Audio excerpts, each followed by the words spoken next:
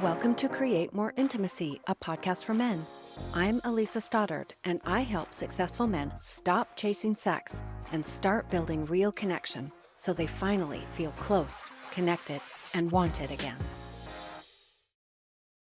Is your marriage stuck in the fight and silent treatment cycle? Here's how it usually looks. Your wife brings something up. Maybe you forgot to do what she asked or brush something off that mattered to her. You think it's not a big deal, but to her it is. And instead of talking it through, that spark catches. A small frustration turns into a blow-up. Voices get sharper, tempers flare, and suddenly you're both defending yourself or firing back. And here's the kicker. The blow-up usually isn't even about what started it. The real issue gets buried under layers of anger and hurt feelings and old resentments. And then the silence. Not the comfortable kind of silence. This one's heavy, punishing, and just icy. You sit at dinner with barely a word exchanged. The kids feel the tension, but no one explains what's going on. Nights are quiet, with your backs turned in bed, both stewing in your own thoughts. And the cycle repeats. One of you pushes, the other withdraws. Round and round you go. Neither side feels closer. Neither side feels understood. Both of you walk away wounded. Maybe you've told yourself, this is just how we are, or all couples fight. But deep down, you know it's not working. Because fights don't bring you closer, and silent treatments don't resolve anything. They're not communication.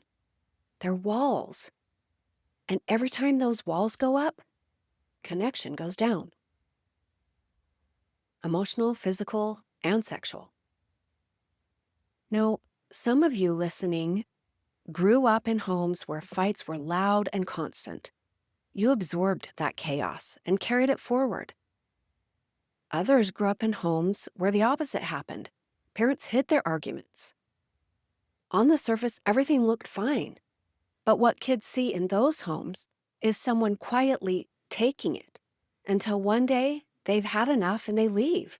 To a child, it feels like it came out of nowhere. Both patterns teach the wrong lesson, because if your children don't see how to disagree respectfully and then repair afterwards, they do not learn how to do it themselves. They grow up thinking either you fight until someone wins or you avoid conflict altogether. And that's a completely missed opportunities. Families could show that disagreements are normal, that repair is possible, and that connection can actually grow stronger after conflict. But if you didn't see it modeled, you can't expect yourself to know how to do it. And that's what I want to unpack today. Why fights and silent treatments fail, what they're actually costing you, and what you can do instead to break free of the cycle. Welcome to episode 23, Why Fighting and Silent Treatments Don't Bring You Closer. When I think back to my family growing up, I remember both sides of communication. There were times when my parents seemed to talk things through, and other times when it felt like there was no communication at all. Fighting wasn't the norm, at least not that I was aware of as a kid. What I noticed more, especially as I got older, was the tension. My mom was often visibly irritated, sometimes ignoring, sometimes critical. And looking back, I suspect she tried and eventually got tired. Those patterns didn't stay in the past. They followed me into adulthood. In my marriage, I don't actually remember the details of most of the arguments my husband and I have had. I couldn't tell you what triggered them or what words were said even. What I remember most clearly is the silent treatments, days and sometimes even like a full week, where there was no conversation. Dinners were awkward.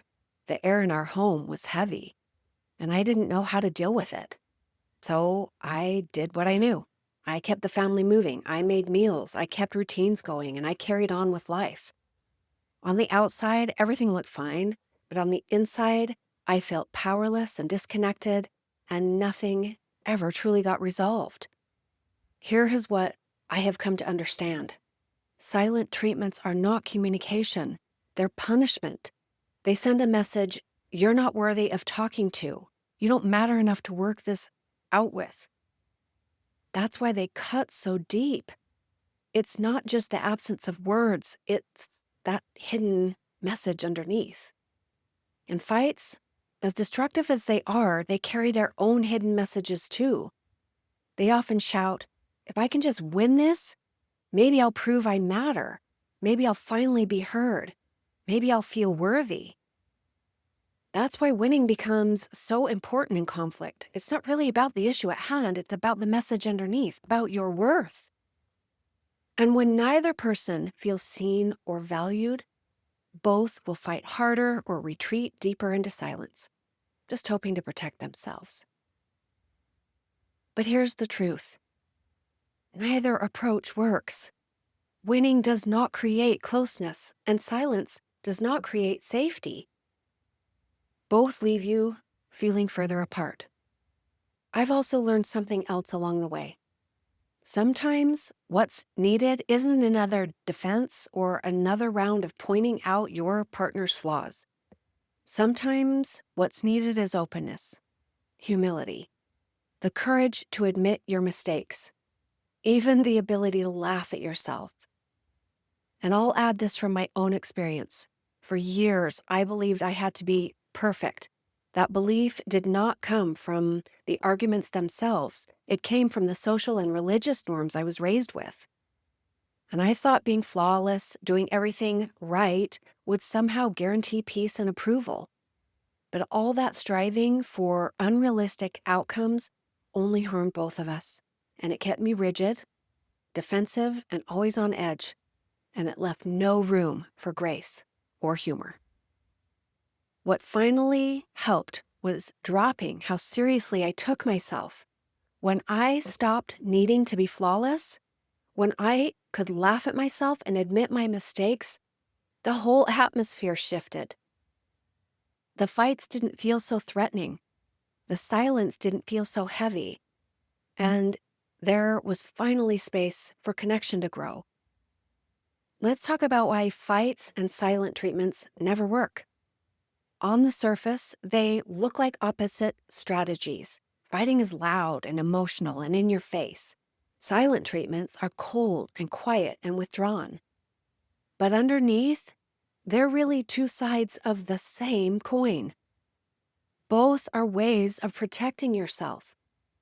Both come from fear and insecurity. And both send the same message. I don't feel safe with you right now. Think about what happens in a fight.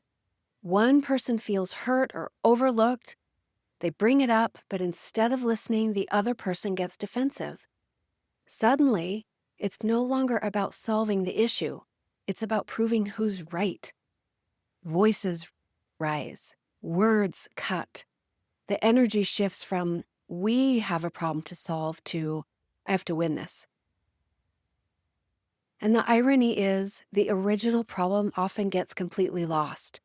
The fight takes on a life of its own. You're not arguing about the dishes or the text message or the schedule anymore. You're arguing about respect, about appreciation, about who holds power in the relationship. And those are battles no one ever wins. Now, look at the silent treatment. On the outside, it seems calmer, but it's just as destructive. Silence is withdrawal. It says, I'm not going to fight you, but I'm not going to connect with you either. It leaves the other person stewing and feeling punished and rejected and shut out. And the silence doesn't make the issue go away. It makes it bigger. The longer it drags on, the more resentment grows. You start building stories in your head, like she must not care, or he doesn't love me, or I must not matter. And by the time you finally speak again, the distance between you is wider than it was before. The truth is, both fighting and silence comes from the same root: disconnection. When you fight, You're desperate to be heard, to prove you matter, to claw your way back to some sense of worth. When you go silent, you're trying to protect yourself, to avoid more hurt, to hold on to a sense of control. But neither one builds intimacy. Neither one solves the issue. Both build walls. And if you look at it closely, most of us are repeating what we saw growing up. Some of my clients tell me they grew up in homes where fight meant someone was going to leave. Maybe a parent walked out of the room, maybe they left for hours, and sometimes they left permanently. So now, as adults, they carry the same fear. Any fight could lead to divorce. And it's no wonder so many men either avoid conflict at all costs or fight to the death trying to win. Neither one feels safe. And let's be honest, fights and silence don't just affect the two of you. They affect your whole family. Kids feel the tension. They notice the icy dinners, the slammed doors, the parents sleeping on the couch. When couples run out of ways to connect, separate bedrooms become the default. And while that might bring temporary relief, what it really signals is disconnection, a kind of giving up, when the skills to work through it are just not there. Kids pick up on all of it. They may not know what started it, but they know something's wrong. And here's the heartbreaking part. They start forming their own beliefs about what marriage looks like. Some kids decide, oh man, I'll never get married, it's too painful. Others think, oh, this must be normal, so I'll just put up with it when it's my turn. Either way, they carry those messages forward. And unless something changes, the cycle repeats in the next generation. That's why fights and silent treatments fail so completely. They don't just fail to solve the problem in the moment. They fail to build trust, safety, and intimacy over time. They don't show your spouse that you value them. They don't show your kids how to work through conflict. They don't create closeness. They create distance. And I'll tell you this, no amount of winning the argument will ever make you feel worthy. And no amount of silence will ever make you feel safe. I want to share a story from one of my clients because his experience is one I hear often, and it may sound familiar to you. He told me that for years he always played the victim in his marriage. Every conversation felt like an attack. His wife brought up a concern. He twisted it into proof that she didn't respect him or that she was blaming him for everything that went wrong. He couldn't hear her without feeling defensive. Over time, she got tired of trying. At first, she would push harder to get through to him. But when nothing changed, she eventually stopped. She gave up on bringing things up. And I will tell you this, men, hear me. When a woman goes silent, your marriage is on life support. Because silence doesn't mean she's okay with things. It means she's done fighting for connection. For him, it felt like the rug had been pulled out from under his feet. He thought he was protecting himself by pushing back, but instead, he was pushing her away. What he eventually realized was that these patterns were not really about his wife at all. They came from much earlier in his life. He grew up in that era that many of us did, that kids are seen and not heard. And that meant he didn't have a voice. If he did speak up, he was ignored or shut down or criticized. As a boy, he learned to keep quiet because nothing good came from sharing what he thought or felt. And that left him feeling powerless and voiceless. So when conflict came up in his marriage, those old feelings came rushing back. He didn't just hear his wife's words. He heard echoes from his childhood telling him again that his voice didn't matter. His defensiveness was really about fear. Fear of being dismissed. fear of being worthless. But here's the hard truth. Because he never saw healthy disagreements modeled, he had no idea how to handle conflict as an adult. So he fought to prove he mattered. And his marriage paid the price. The good news is, once he could name the pattern, everything started to shift. Now, I'm not going to sugarcoat it for you here. His wife was not suddenly open to trusting the changes. After years of hurt, she was skeptical. She honestly thought it might be too late. And that's important to say, because sometimes your growth doesn't immediately restore the relationship. But here's what did change. Him. For the first time, he stopped twisting everything into an attack.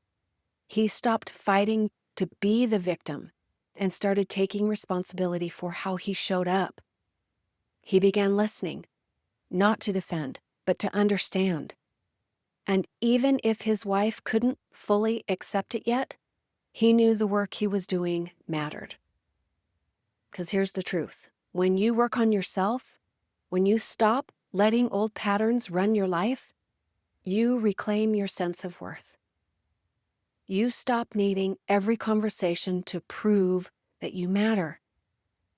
You start standing on your own 2 feet instead of depending on someone else's approval. For him, that shift was huge. It didn't erase the past for sure, and it didn't magically fix the marriage overnight.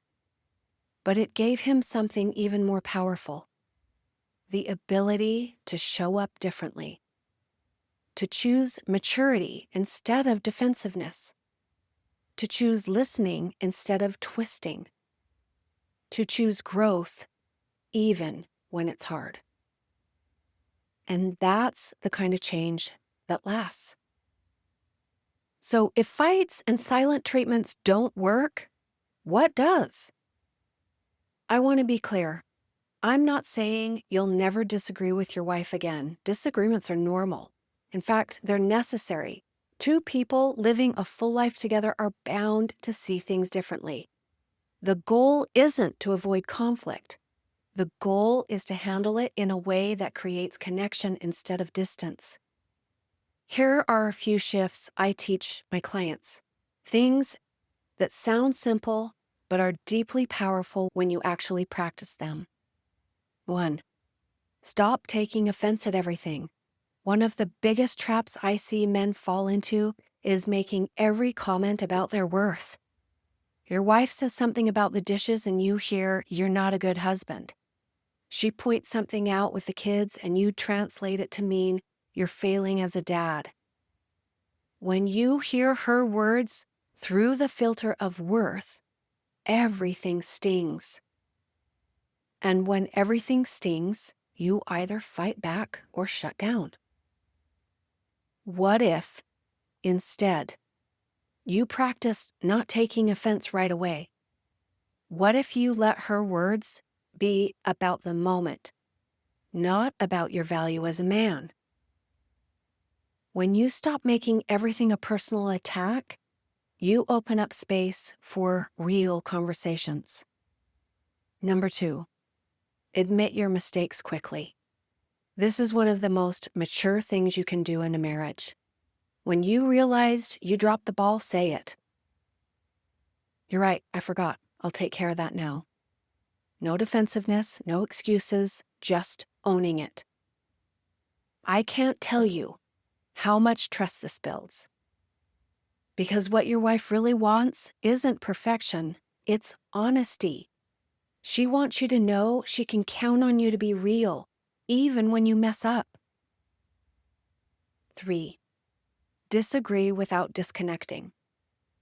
This one's huge. Most couples believe that if they disagree, they're not on the same team. But disagreement doesn't have to mean disconnection.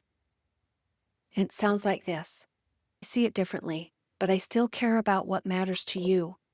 Or, "We're not on the same page right now, but I'm not going anywhere." Those kinds of statements change the whole atmosphere. They let your wife know she's safe, even in the conflict.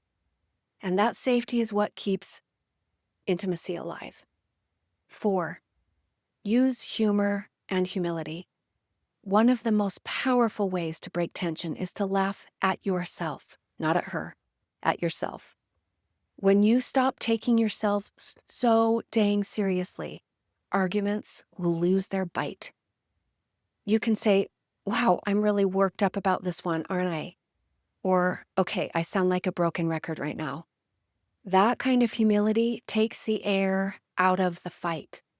It shows your wife you're willing to look at yourself honestly, and it invites her to lower her guard too. 5, focus on repair, not winning. Remember what we talked about earlier, how fights and silence both send hidden messages about worth? The truth is, repair sends the opposite message. It says, you matter enough for me to come back. You matter enough for me to make this right. Repair does not mean sweeping it under the rug. It means circling back. It sounds like, I shouldn't have raised my voice, I'm sorry. Or, that silence wasn't fair, and I want to do better. When you focus on repair, you stop keeping score and start building trust. Now, I know some of you are thinking, oh, that sounds so good, but what if my wife doesn't change? What if she still fights or goes silent? Here's the thing. You cannot control her side of it, but you absolutely can control yours. And when you show up differently, calmer, more open, more mature, it changes the dynamic. Even if she doesn't respond right away, you've shifted the atmosphere. You've made space for something different to grow. And honestly, the biggest win isn't even what happens in the marriage. It's what happens to you. When you stop fighting to prove your worth and start standing in it, you become the kind of man who can handle conflict without falling apart. You become someone your wife can trust, someone your kids can look to, someone you can actually respect when you look in the mirror. Because at the end of the day, this isn't just about avoiding fights or ending silent treatments. It's about becoming the man who knows how to stay connected in the middle of hard things. Here's what I want you to take from this. Fights and silent treatments are not communication, they're walls. And every time those walls go up, connection goes down. Underneath both fighting and silence is the same struggle. Worth. Fighting says, if I win, maybe I'll matter. Silence says, if I withdraw, maybe I'll stay safe. Neither one really works. What does work is maturity. It looks like not taking everything as a personal attack. It looks like admitting mistakes instead of defending them. It looks like learning to disagree without disconnecting. It looks like humor, humility, and repair. The point is not to avoid conflict. The point is to use it to build connection instead of distance. When you do that, your marriage changes, and maybe more importantly, so do you. Thank you for being here. We'll see you next time. Thanks for being here. If something in this episode hit home, don't forget to subscribe and leave a review. It helps more men find the support they need. And if you are ready to get help or take the next step, you'll find the link to book a free call in the show notes. I'll see you next time.